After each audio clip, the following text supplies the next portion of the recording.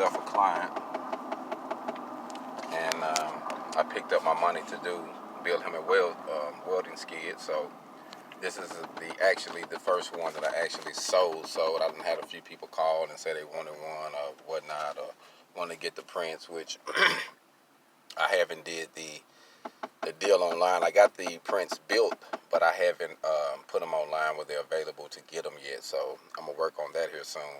But actually just sold one, man. So I'm happy about it. The guy, he was happy. He loved the way I put it together, man. He liked my idea. He was like, "Hey, bro, these here go all day, man.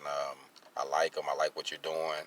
I'm gonna tell other people about them. We're gonna be using them on our ranch to fix gates and stuff like that. So it's gonna be perfect to use to pick up with the forklift and be able to put behind different trucks and on top of the flatbeds and stuff like that." So, hey, man, all I want to say right now is I started with a vision, man, and I just kept getting my hog on. Black Phoenix.